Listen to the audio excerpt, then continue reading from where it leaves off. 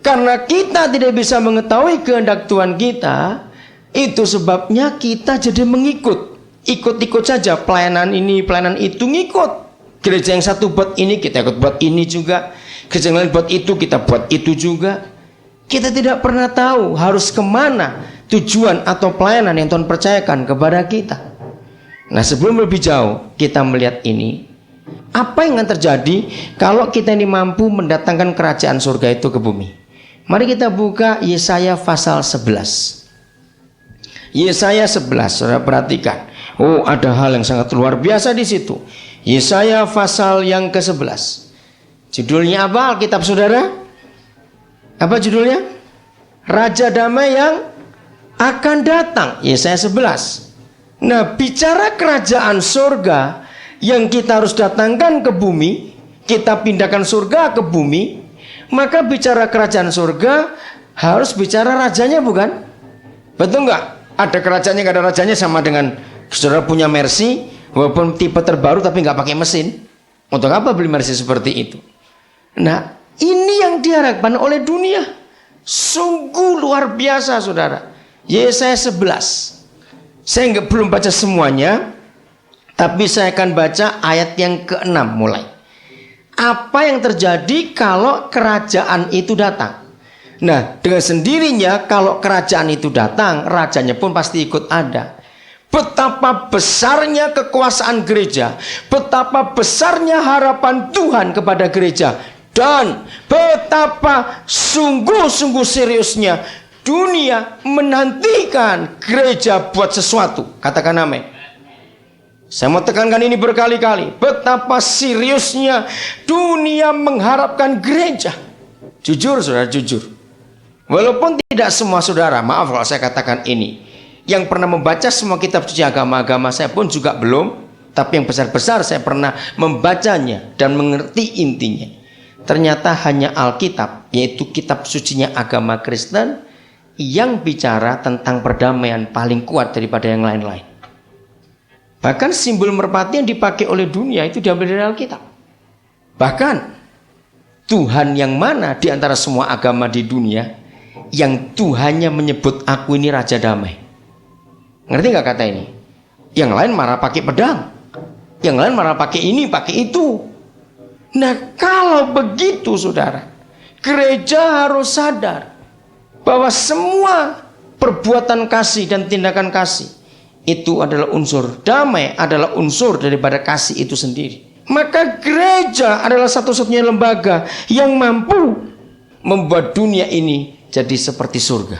Ayat 6 saya mau baca dulu sampai ayat yang ke-8. Betapa hebatnya kalau Raja Damai itu datang.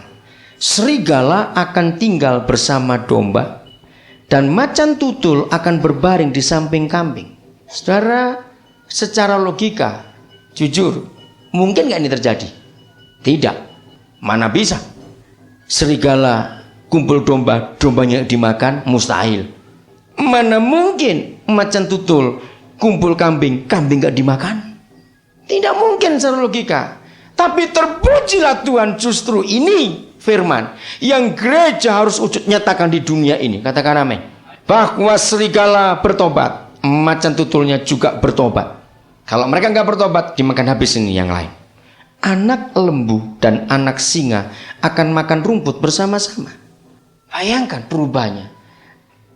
Seorang anak kecil akan menggiringnya. Kalau sampai anak kecil bisa ngiring singa, berarti singanya jadi kucing, betul itu sudah. Ada perdamaian luar biasa di dunia ini. Terus ayat 7 sudah perhatikan. Lembu dan beruang akan sama-sama makan rumput. Saudara, selama bulan puasa, saudara dengar di Turki, saudara dengar di Irak, saudara dengar di beberapa bagian negara lain, pengeboman terus terjadi, pembunuhan terus terjadi, kejahatan terus terjadi. Terus mau diapakan dunia ini? Inilah tugas gereja. Inilah panggilan kita. Supaya dunia itu ada perdamaian betul-betul. Nah, saya percaya inilah nubuatan yang ditunggu-tunggu oleh dunia untuk digenapi. Kelompok-kelompok yang bertikai di dunia akan berdamai semua kalau gereja mampu mendatangkan kerajaan surga ke bumi ini. Datanglah kerajaanmu. Ini perkara serius, saudara. beruangnya bertobat, dan anaknya akan sama-sama berbaring, anak lembu dan anak beruang maksudnya. Sedang singa akan makan jerami seperti lembu.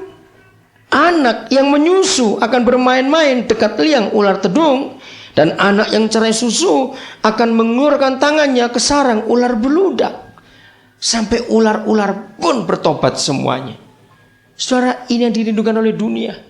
Sangat menantikan perdamaian ini. Maka gereja harus mengwujud nyatakan itu. Saudara, beri tanda Yesaya 11. Nanti saya akan kembali lagi ke situ. Tapi inilah gambaran global yang dunia akan berdamai. Nah, saya kagum dan saudara pun harus kagum. Tidak ada buku satupun di dunia ini. Dengarkan baik-baik. Tidak ada buku satupun di dunia ini yang pernah menuliskan tentang perdamaian sejelas Alkitab, saudara. Tidak ada. Yesaya 2 contohnya, saya cuma sebut saja. Atau saya baca, saudara, bagi saudara yang belum tahu. Yesaya 2, ini cuma contoh betapa dahsyatnya Alkitab ini. Maka itu gereja harus serius melakukan kehendak Papanya. Jadilah kehendakmu. Yesaya pasal 2 mulai ayat 1, judulnya apa dalam kitab saudara? Sion sebagai pusat kerajaan damai. Nah, kata Sion di dalam perjanjian lama itu artinya gereja. Sebab Sion itu pusat pemerintahan Tuhan.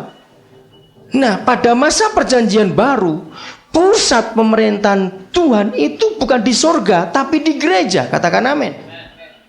Kalau gereja tidak pernah menyadari bahwa dirinya adalah pusat pemerintahan sorga, celakalah dunia ini. Ada apa di pusat pemerintahan sorga itu? Yang tidak lain adalah gereja. Saya baca mulai ayat yang kedua.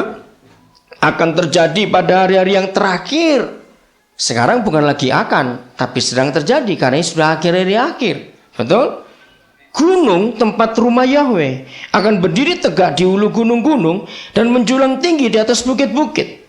Apa akibatnya? Berapa banyak bangsa? Segala bangsa. Jadi tidak ada yang tersisa. Termasuk Bani Kedar dan Nebayot akan datang, saudara. Amin. Karena mereka termasuk segala bangsa. Apa saja akan berduyun-duyun ke sana. Kemana? Ke rumah Tuhan. Siapa rumah Tuhan? Kita bukan? Itulah Sion. Inilah gereja. Nggak main-main ini ayat 3. Dan ini yang saya kagum. Sudah segala bangsa.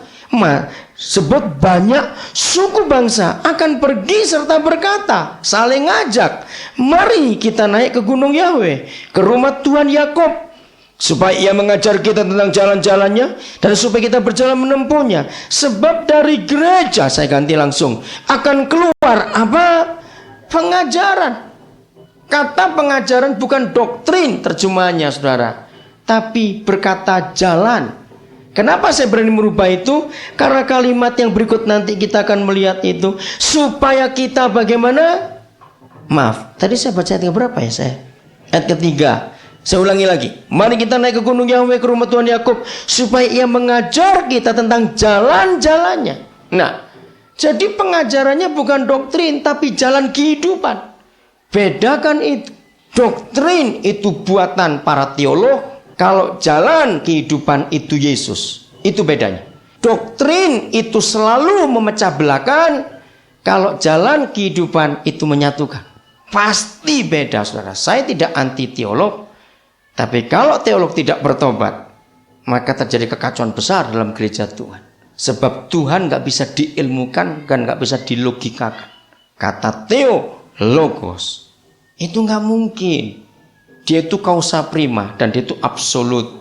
Bagaimana sebuah yang absolut dan kausa prima mau dikotakkan dalam sebuah logika? Nggak akan ketemu. Saya belajar teologi, tapi saya tidak menjadikan teologi dasar pelayanan saya. Karena yang diminta oleh Tuhan adalah pengenalan akan Tuhan, bukan pengetahuan tentang Tuhan. Beda jauh antara pengetahuan tentang Tuhan dan pengenalan akan Tuhan. Pengetahuan tentang Tuhan itu karena orang belajar. Pengenalan akan Tuhan itu karena orang bergaul. Dan bedanya jauh. Maka saya pakai istilahnya pendeta Erastus Sabdono. Dia berkata begini. Kalau teologi itu belajar tentang Tuhan, maka kalau pengenalan akan Tuhan itu belajar